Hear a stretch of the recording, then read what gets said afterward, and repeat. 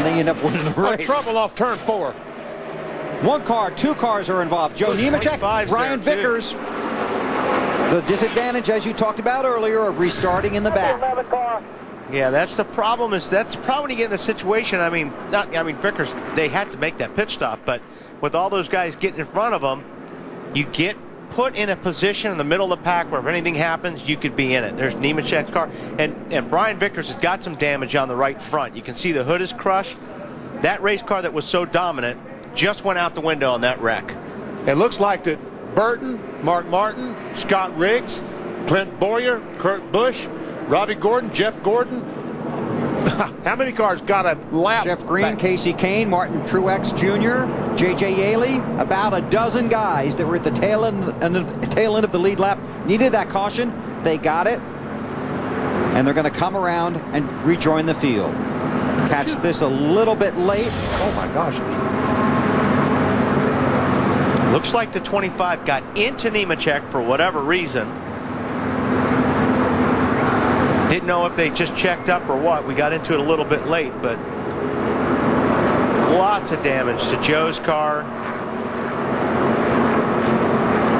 And enough damage to that 25 where you can just take 2 or 3 tenths of a second off of those laps from now on. On board with Nemechek. The Colonel is going for a ride. Really didn't look like Joe checked up or anything in front of him. Marty. Hey guys, Brian Vickers is extremely upset with Denny Hamlin. Said to relay a message to a spotter that he was unhappy about the contact out there. Clearly, they've had a fast car all day long, and their chances to win are certainly hurt. A lot of right front damage. This has been a summary right here of how the 25's team season has gone. They have run very well, been fast in races, just cannot get the finishes to show for it. So Vickers heads back out. Sterling Marlin is the lucky dog. He will become the 29th car on the lead lap. Pit road is open. Leaders stay out. We'll take a break from New Hampshire. Kyle Busch leads Greg Biffle. Field has just gotten the 1 to go here in New Hampshire. Time to take a look at the results from our singular Race Talk poll. Wow. Well, the most current always wins. The most recent, exactly what I was going to say, VP. Why didn't you? I was scared. He might yell at me. All right, now what? More excitement. We got a lot of cars on the lead lap now. Yep. We have 29 cars on the lead lap. Wow. Kenny Wallace is officially out of the race. Joe Nemechek is officially out of the race. So Tony Stewart, who scored in 41st position, has an opportunity to pick up a few more points. And the way that's going, those could be very valuable when we get to Richmond. Stewart currently 11th in the championship standings as they've run on the track. Busch leads Biffle, Sorensen, Edwards, Harvick, and Hamlin. Jimmy Johnson, David Stremme, Casey Mears, and Tony Raines, the top 10. Here we go. 96 to go.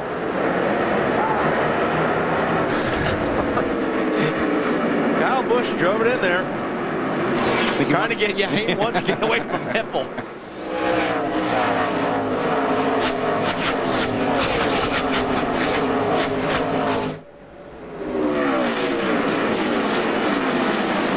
Around the lap cars in that 11 or 41 rather. And Carl Edwards trying to make a move. Carl was starting to show a little bit of muscle there right before that last yellow came out. His lap times were really competitive. Carl in the 99 Office Depot Ford. Alan, you covering Carl today? Yeah, and I talked to this crew chief Wally Brown a little while ago, Bill, and was watching those lap times myself. It doesn't appear that his car takes off very well in the first part of a run, but they know that.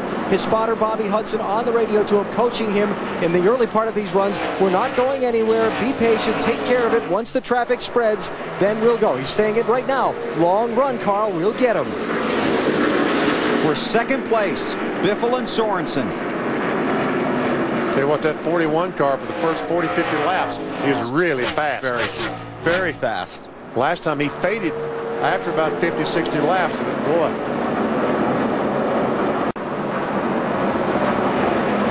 Marty. Hey, there I am. I was trying to find Where'd you guys. go? I was on the wrong channel, I guess, Bill. My bad. Reed Sorensen, very good, as you guys said. This portion of the run is where this car excels. It's where he's going to try and track down the 5 car. It's the end of the run where they're not so good. The car gets hard to turn, gets too tight. That's why they tried to help on the last stop, trying to make them a little looser earlier in the run. Dave? Dave, what's up with the 16? Hey, nothing, BP. He's running pretty good.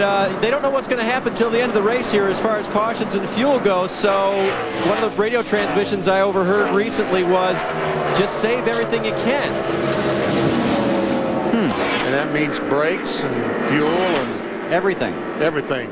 But there's no way they can run from here to the Oh, end. you shouldn't have said Oh, that. they got to make another stop. They've got to make another stop. But this is really where these guys are starting on the brakes especially. They've been hammering these brakes. It's been very hot. And this is where the guys that are cooling the brakes the best, it really pays off because, oh, there goes our camera. You know, you start pumping the brakes. You got something there, Matt? Got trouble on the straightaway there.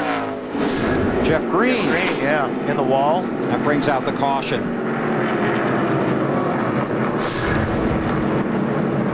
This will be number 8. Jeff Green's got some issues. Take a look at the replay. Oh, he looks like he squeezed Truex up in the wall there. He thought he was clear, and Truex was there. And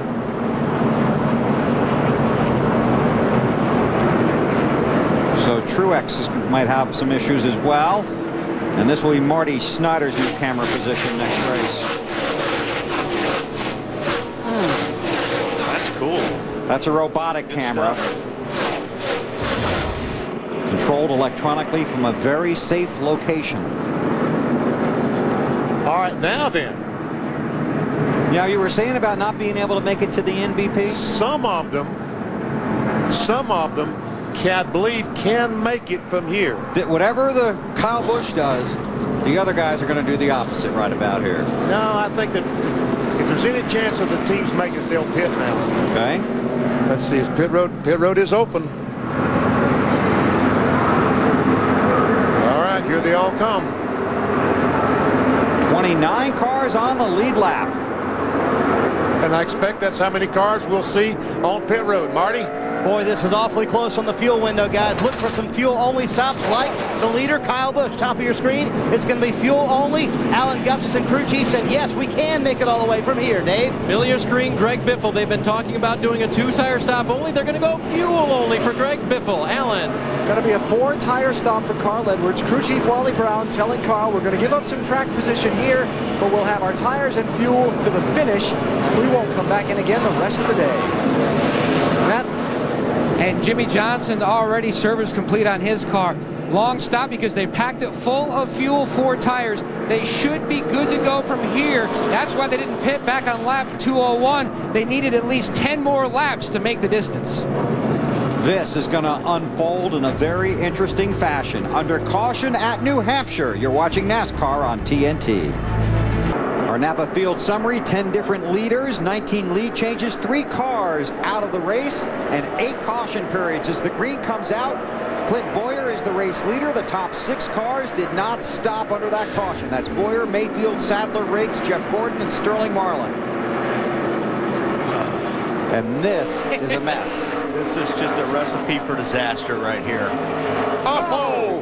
Is that Kurt Busch that got in the wall off turn 2? Just ran out of room. And Kurt 13th in the championship standings as they race right now. Look at Boyer go. 3 wide back there. Dale Jarrett in the 88. Oh, Robbie Gordon hard on the brakes to avoid a wreck. That's Reed down low. The 41 car. On the inside of Blaney with Robbie right behind him. Got Carl Edwards, the 99 car, hung up on the outside. Doesn't seem to be able to go anyplace. Busch is 16th, Edwards 17th, Yaley 18th. Kevin Harvick's back there too, 19th. Mark Martin's in there too. You working that, Matt? Bill, he has used the past 2 cautions to come in and top off. They believe they are close, maybe 2 laps short. Meanwhile, his teammate, the 17 of Kenseth, who's right there with him, he is 1 lap, possibly less, on making it the distance. Dave? The guys talked about Robbie Gordon in that mix as well. The 7 car, they put fuel only in on the last stop. And before that, took on 4 fresh tires around lap 200. Marty. You know, Dave, I'm wondering if tires mean a whole lot here in New Hampshire, and I think they do. Reed Sorensen on the last stop took 4 tires. It was a 12.8-second stop. They made an air pressure adjustment, and he's dicing through this field, using the low line to his best advantage and picking up spots almost every lap, Bill. Thanks, Marty. Driven a very strong race today.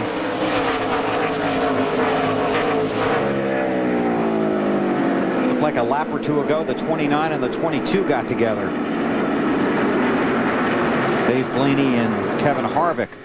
There's on board with Harvick. See what a pack and a mess they're in the middle of right there. And it's tough. You can't, there's nowhere to go. You can see, I mean, Harvick can't go anywhere unless he goes through the 2. Down on the bottom. Loses the spot to Jimmy Johnson as he drives by. But this is what these guys are seeing. I mean, there's no place to go. You've got to be patient. Hopefully your line goes. You've got somebody way high up there. Clear low. This is like being trapped in traffic on the interstate and always picking the wrong lane. You just kind of ride along and just hopefully it starts stringing out. Then you can start making some ground up. Teammates for 3rd. Mayfield in the 19 and Riggs in the 10. They both drive for Ray Evernham.